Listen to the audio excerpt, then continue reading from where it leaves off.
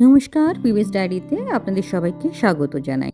কাল আমি আনন্দময়ী আশ্রমে গিয়েছিলাম। সোমবার মানে এখানে এক বিশেষ দিন, মহাভারত পাঠের দিন। আমরা সবাই জানি মহাভারত পাঠ অনেক জায়গাতেই হয়, অনেক আশ্রমে, অনেক সভায়, অনেকের বাড়িতেও। কিন্তু এখানে মহাভারত পাঠও একটু আলাদা, অন্যরকম। কারণ এখানে শুধু গল্প বলা হয় না, এখানে শুধু চরিত্রের আলোচনা করা হয় না, এখানে সময়টাকেও বোঝানোর চেষ্টা করা হয়। আর এখানেই রমলা দিদির ভূমিকা সত্যি অসাধারণ। রমলা দিদি খুব সুন্দর করে বোঝান। তিনি যুক্তি দিয়ে বোঝান কোনটার প্রতীক, কোনটা সময়ের প্রয়োজন, কোনটা মানুষের মানসিক অবস্থার প্রকাশ। তিনি এমনভাবে ব্যাখ্যা করেন যেখানে বিশ্বাস আর যুক্তি দুটোই একসঙ্গে হাঁটে। আসুন পাঠের একটি অংশ আপনার সঙ্গে ভাগ করে নিই। আর থাকে তার দ্বারা দিনপথ হওয়া অত্যন্ত সুখী। তোমাদিগের অভিলাষ হয়তো চলো আমরা পরম রমণীয় স্থানে গমন করি। ওই অদৃষ্ট পূর্ব দেখিলে অবশ্যই আরো ভালো লাগবে। আর শুনিয়াছি পাঞ্চালেরা প্রাণান্তেও পরামর্শ করেন না। তদাকার রাজ যজ্ঞ যদি মত হয় তো চলো, আমরা এখানে অনেকদিন থেকেছি, এইখান থেকে আমরা আবার যাতে পাঞ্চালে যাই।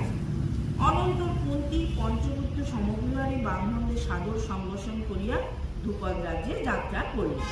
আর এই আসরটাকে যিনি ধরে রেখেছেন, যিনি এই পুরো ব্যবস্থার দায়িত্বে আছেন, তিনি আমাদের দিব্যেন্দুদা। দিব্যেন্দুদা শুধু একজন দায়িত্বপ্রাপ্ত মানুষ নন, তিনি আসলে এই আসরের প্রাণ।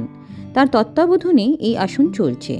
কোন দিন কে পাঠ করবেন, কি আলোচনা হবে, কিভাবে শেখানো হবে, যেটা আসল জীবনে কাজে লাগবে, সব কিছুর দিকেই তার নজর। সবচেয়ে ভালো যেটা লাগে, তিনি শুধু কথা শেখান না, ভারতবর্ষের কোন প্রান্তে কি আছে, কোন জায়গায় কি সাধনা হয়েছে, কোন ভাবনাগুলো বাস্তবে কীভাবে প্রয়োগ করা যায়, সেগুলো আমাদের নিয়ে গিয়ে দেখান, বোঝান, প্র্যাকটিক্যাল করান।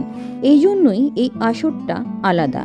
এখানে আমরা শুধু শুনি না, আমরা বুঝতে শিখি, আমরা শিখি ভাবতে, আর ধীরে ধীরে নিজেদের জীবনের সঙ্গে সেটাকে মিলিয়ে নিতে শিখি। আমি ব্যক্তিগতভাবে এই সান্নিধ্য পেয়ে সত্যি কৃতজ্ঞ। আরেকটা বিষয় খুব সুন্দর, এই আশ্রমে সারা সপ্তাহ ধরেই আলাদা আলাদা পাঠ হয়। সোমবার রমলা দিদি মহাভারত পাঠ করেন, মঙ্গলবার শিপ্রা দিদি পাঠ করেন শ্রী রামকৃষ্ণ ঠাকুরের জীবনী। এইভাবেই সোম থেকে শুক্র প্রতিদিন কোনো না কোনো বিশিষ্ট মানুষ নিজের ভাবনা, জ্ঞান আর অভিজ্ঞতা নিয়ে পাঠ করেন। প্রতিদিনের পাঠ আলাদা, কিন্তু উদ্দেশ্য একটাই, মানুষকে একটু ভালো করে বোঝা, নিজেকে একটু গভীর করে চেনা। আজকের ব্যস্ত অস্থির প্রশ্নে ভরা জীবনে এই ধরনের আসর সত্যি খুব দরকার। আমি আশা করি এই অভিজ্ঞতা আরও অনেক মানুষের কাছে পৌঁছবে। আপনাদের আজকের ভিডিওটা যদি আমার ভালো লাগে তাহলে পেজটাকে ফলো করবেন, চ্যানেলটাকে